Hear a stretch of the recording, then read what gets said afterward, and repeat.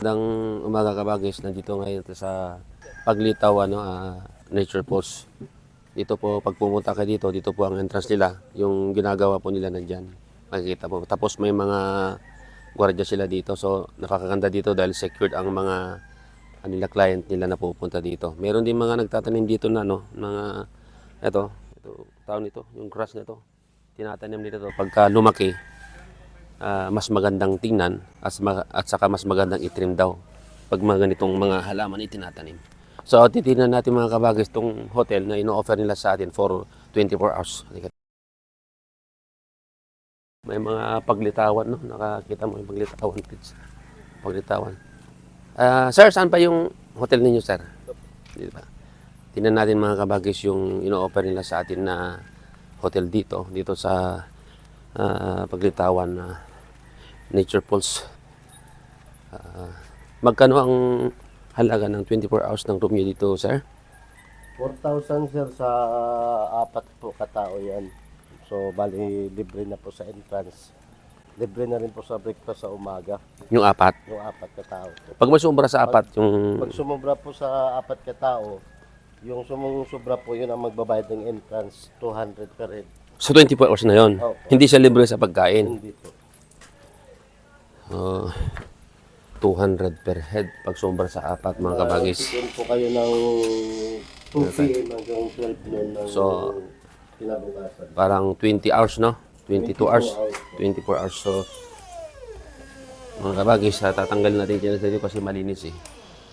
So, ito yung apat na katao, no, kabagis. Yung hotel po ninyo. Kita nyo naman dito, mga kabagis, yung hotel nila. Presentable, simple pero presentable siya.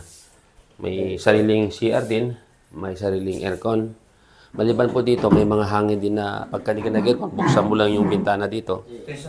Buksan mo lang yung bintana yan dito. Malamig din pumapasok dito yung galing mismo sa bundok at sa kahoy. Meron siyang extension bed dito sa baba. Halimbawa, apat kayo, dalawa dito, or dalawa dito. Sakto sa apat. Pwede rin po kayo mag-avail pa ng another na... Pwede ka rin mag-avail ng another bed or another room for another 4 persons. Pero kung titipid naman kayo mga kabagis, pwede rin siguro dito kayo ng mga 10. Pero magdala na kayo ng kumot or carton para higaan nyo dito para makatipid kayo at makasurvive lang sa 24 hours na paglalagay dito at pamamasyal dito sa Paglinawan Nature's Falls. Ito sila, sir, ang caretaker dito at nagbabantay mismo dito sa Paglinawan Nature's Falls. Paglitawan? Paglitaw po. Paglitaw Nature's Falls. Si sir ang makikita niya dito at nagbabantay mismo dito sa Paglitaw Nature Falls. So, sa mga kabagis dyan na gustong pumasyal dito sa Paglitaw Nature Falls, sadya nyo lang dito, i-google ninyo, i-waste po ninyo para marating nyo pong lugar na to.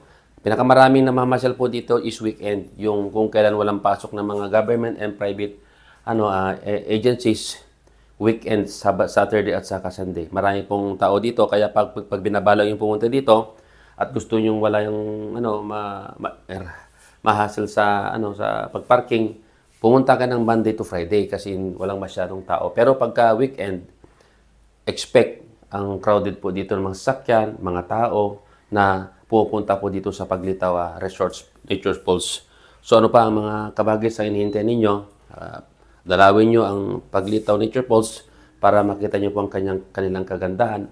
Hindi lang po dito sa mga service ng mga nagbabanti dito, kundi yung nature mismo ng Paglitaw Nature Falls.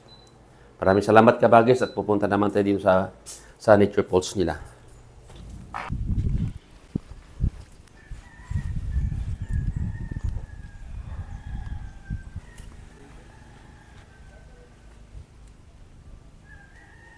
Ginagawang garden nila dito, ang nagpapaganda dito sa Paglitaw Nature Falls.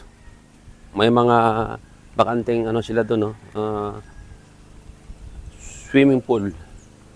Kuya, anong gagaling yung sir, yung tubig diyan mismo sa falls, dito sa bundok? Kuweba po. Dito sir, ito. Sa bukal o kaya sa kuweba nang gagaling yung tubig dito. So, ang tubig po dito, pagka lumabas sa swimming pool, hindi na yung dumadaan sa filtration system kasi galing mismo sa kuweba yung tubig, mga kabagay. So, wala kang isipin na babayaran na tubig dito.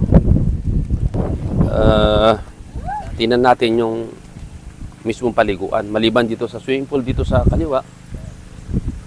At meron dito sa kanan.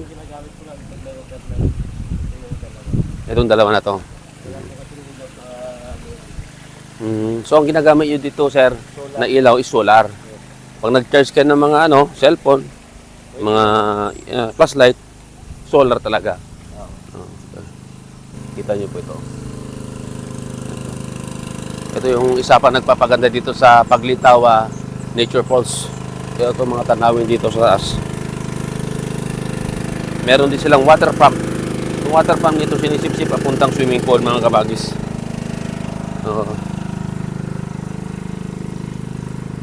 Nakikita yung mga rocks formation po dito na matagal nang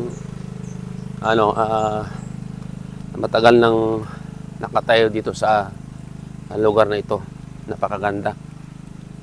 So ibig sabihin sir, yung mga rocks dito na nakikita mo doon, ano ba ito talaga kusaban nandito na nung nandito na kayo? Nature po talaga yun. Hindi siya ginagalaw, no? Kaya siyempre pagka sinabing nature kasi, yun na yun kung ano saan siya nakatayo, kung ano ang itsura yun na yun. Diba? Malayo pa ba, sir, dito yung ano? Okay. Malinis po dito sa lugar na to, kaya may babala po dito na Paglitaw Spring Resorts. Bawal magkalat. Kaya po pinagbabawal nila dito. Kaya tingnan niyo mo naman, napaka-decenteng tingnan. Simoy ng hangin, malamig habang naglalakad. Malapit na tayo dito sa yung kung saan yung umaagos na tubig na pinagkukunan ng swimming pool, dito po yun. So, para mas lalong gumanda. Ito, kahoy, tapos binalutan nila ng ng semento. Magmukhang kahoy na rin pag napinturan ito, mga kabagis. May mga nature spring doon. Rocks formation na malalaki.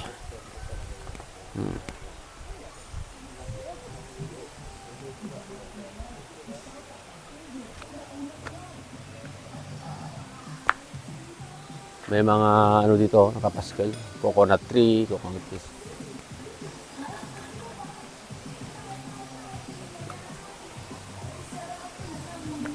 Ito na yung seryo. Ito.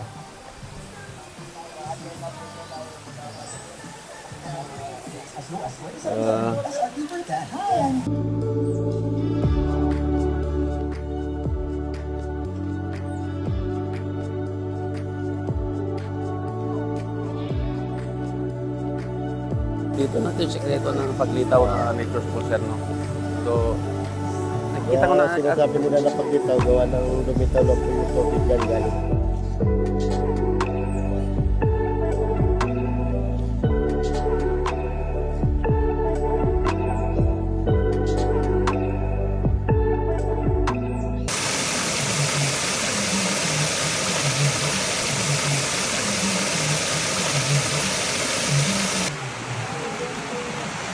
Halika na, halika na.